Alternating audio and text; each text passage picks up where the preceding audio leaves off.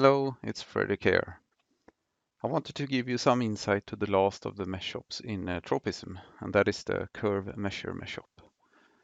The CurveMesher MeshOp allows you to generate geometry along a curve in a mesh. It's much like the Curve Extrude tool in Modo, but a little bit different. It is based on the parallel transport algorithm that ensures that no unwanted twisting occurs along the curves. And this is quite of an old algorithm. It was published in a paper in January 11th, 1995. And I'm actually really happy with this implementation. It runs the algorithm in one pass instead of two passes, as the pseudocode in this paper suggests. Here you can see that we have a list of tangent vectors along the curve, and this means that you have to walk the curve, create points, and calculate the tangent vector. And when you get down to the processing, you have to walk all curves once again. And that, of course, adds to the time and calculation time, which you don't want. So in this implementation, we do this loop in one pass instead. The goal with this algorithm is to be able to preserve the rotation for each frame or segment along the way of the curve. Maybe you have seen in some other implementation that when the curve is bending in certain directions, you can get a twist of almost 360 degrees between two frames. This won't happen with this smart algorithm. The curve mesher is quite a bit different from the Modo Curve Extrude tool or other similar implementations. It understands how to construct a mesh along curves that are joined together into a tree-like structure. And by that, it handles many curves in the same mesh layer. This is one of the main reasons that I had to build my own mesh shop for this purpose. What you can see here is a very simple setup. We have the mesh layer with a curve mesher applied that is currently empty. It is connected to the geometry slot that all meshops have. And then I have another slot here where you can connect another mesh, and this mesh contains all of the curves. If we look at the first parameter in the curve mesher form, we have something called reference curve, and it's referenced by the longest curve in the mesh layer. The longest curve in this mesh layer is obviously this one, and the curve over here is half the length of the longest curve, and the same goes for this one. I think this is 2 meters, this is 1 meter, this curve is 1 meter, and this is about half a meter or so. And it gets interesting when we start to animate the parameter, the grow length here. If we go to key 60, you can see that when the grow length parameter is at 1 meter, we only affect curves that are longer than 1 meter. But once we get above 1 meter, we will affect curves that are exactly 1 meter compared to this 2 meter long curve. So we need to go up to something like 1.6 meters before we see the shortest curve being affected. And to understand this is it's easiest to look at the three curves here. When we grow, we can see that the growth has reached this curve, it will start to grow. And when we have reached to this point, to the bottom point of the shortest curve, we will start growing on that as well. And this is kind of what the branches in a tree structure, when they are placed along its main trunk. This is basically how it works.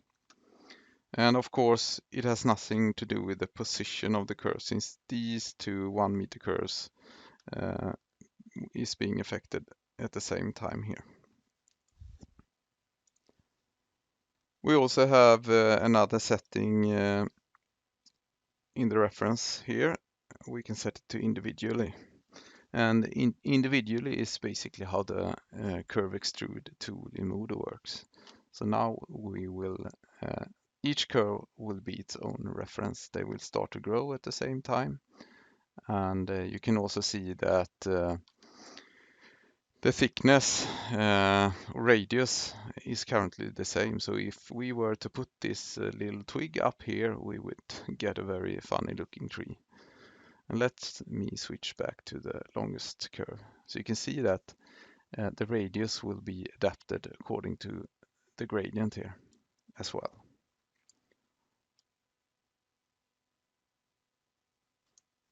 And this is cool because the radius over here at the bottom of this matches kind of perfectly if we were to attach this curve at a point at this position. And that's why it works in a tree-like structure. And the last option in this drop-down is the curve ID. And here you can choose which curve that should be the reference curve. And right now, curve ID 0 is the longest curve. If I change this, we will get a totally different behavior. But if you were to, for instance, draw a curve structure that looks like a tree, you would have to pinpoint the longest curve ID here to get the curve measure to work properly. Along the way, when I was implementing this mesh operator, I found a way to visualize the mesh in the Modo viewport with multiple times faster performance. So this is how it looks in Modo normally. You have about 7-8 frames per second. And this feature is called the X-ray mode in this mesh operator. And you can see now that the GL count, the polygon count is 0 versus when we don't have the X-ray mode, we are having about 18,000 polygons. So this X-ray mode basically draws the internal data structures of the MeshOp into the viewport using a drawing interface in the Modo SDK. And now we have around 42 frames per second. So it's about 5 to 10 times faster in certain situations. So it's cool to use it when you want to animate stuff to see it with really good frame rate in the viewport. So I encourage you to use it. The downside is that you can of course not have any mesh shops on top of the curve measure when it's in the X-ray mode. And that is because there are no polygons in the scene. This is only OpenGL drawing in the viewport. Okay, we're back to the first scene here. Moving on to the next parameters. The surface type, we have a few different surface types to choose between. The quad face is of course normal quads. We have quad smooth face, and this adds the same smoothing group to all polygons generated by this MeshOp. And it's dependent on the configuration in the material settings down here. So you need to have smoothing groups set to force to actually be able to see the difference between these two modes here. We also have support for Subdivision and Catmull-Clark. And to my experience, Subdivision and quad face is pretty much similar in performance. Adding smoothing groups is like adding tags to polygon and adds a little overhead. Catmull-Clark is in general slow, but more precise, I think. You also have the option to cap the bottom part of the curves here, the mesh root, and you can select to cap the tip or both. The mesh operator can also generate UV coordinates for you automatically, and you have the option here to put in a custom UV map name if you want to. So I will select the correct texture and UV map here. And now we can see that the image is properly mapped to the meshes here. Interesting is that if you look at this option, we also have the possibility to select kind of a reference for the UV map generation. And right now, the longest curve is defining the complete V-space from 0 to 1 up here. And the other curves are going from 0 down to equal amount of the V-space value right here. And that is of course nice when you want to generate a tree and you want the shortest twigs to be maybe a bit of a green color or something like that. You can automatically create a texture that will, or one single texture that will be mapped all over the tree structure in a logical way to achieve that effect. We also have some other options, pretty much like in the reference curve options. You can choose individually, and then each curve will define the complete V-space of 0 to 1, as you can see on the textures here. And we also have the possibility to define the UV V-space based on the grow length here.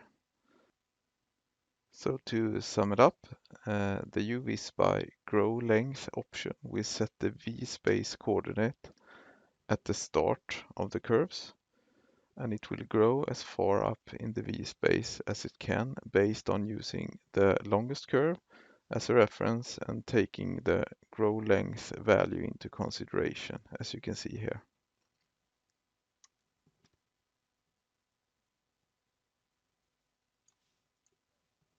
Using the individual option means that all curves defines its UV space from 0 to 1 completely on its own. Using the longest curve option will force the V-space 1.0 coordinate to stay fixed at the top of each mesh.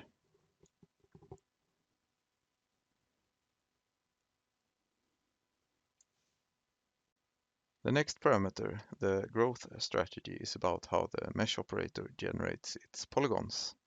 Starting with the grow up option, we will add polygons to the base of the mesh once they are created, and the result is that the segments will move up along the curve as we grow. The next one is the extend tip option, and now we will instead extend the tip and add polygons on the tip. Result is that the segments stay fixed at the position they were created. And the last option here will force the mesh operator to generate its mesh along the full length of every curve in the curve mesh. When you have this option selected, you can of course not animate the grow length. One last thing about the growth strategy. When we have the extend tip selected, you can check the allow length overdrive checkbox. It is only valid for the extend tip option here. This allows you to drive the grow length beyond the longest curve length in the mesh. And the effect is like if you move this key upwards slowly, the diameter key, or even better if you think of the curve as moving both points of the curve towards the right. That means that the diameter will go towards 180 millimeters for every single point on the curve, and it looks like this.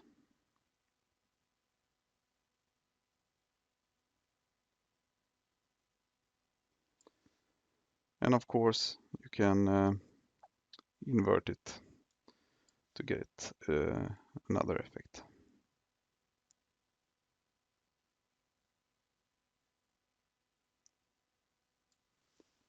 The next parameter is the clipping length parameter, which basically is a threshold parameter. By increasing this, you will prevent the CurveMesher from generating geometry around curves that are shorter or equal to this clipping length number. I tend to use this when I build complex tree structures. Specifically, the twigs are computatively very heavy, and you can ease up the burden of the CPU a bit by just increasing this parameter temporarily. So it's a good feature to have. The next parameter controls the sides of the geometry, and the lower limit is 3 right now.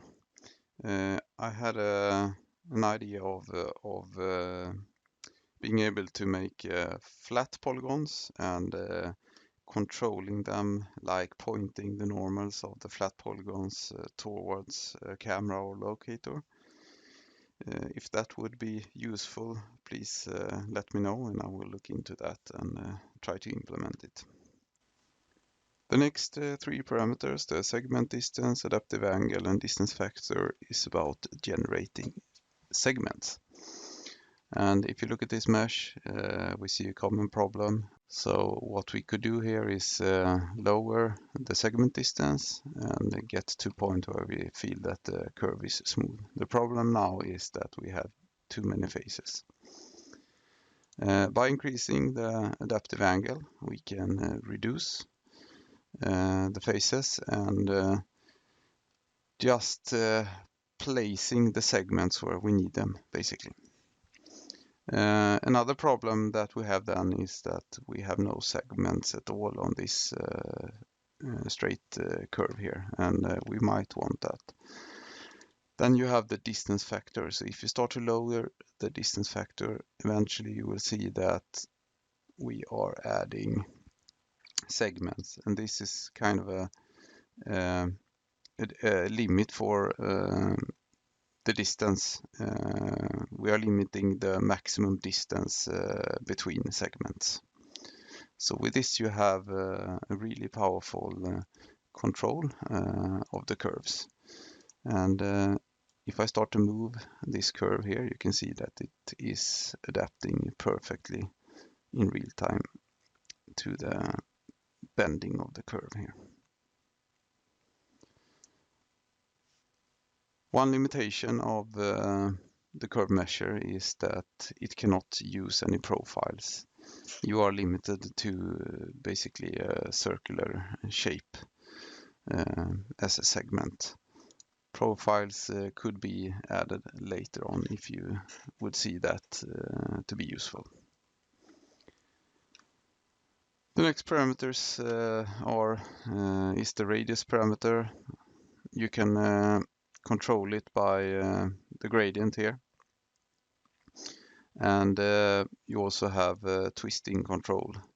And the twisting control, of course, takes the adaptive segments into consideration. So you will have a perfect twist all over the curve, no matter if you have adaptive distance between the segments or not. And for the twisting part, you can control where you want the twist to occur as well using this gradient. So these are really powerful features that I think currently is a bit unique to this mesh operator. The next parameter, the start axis parameter, is a parameter that is used by the parallel transport algorithm. It is basically the first vector that defines the first frame for or segment for the algorithm. And you should always use auto axis. If you see any issues in your mesh generation somewhere, you could uncheck this and try different values here. And get back to me, of course. And the last of the parameters under X-ray options controls the transparency and the polygon and wireframe color of the GL drawing. So you can customize that to your liking.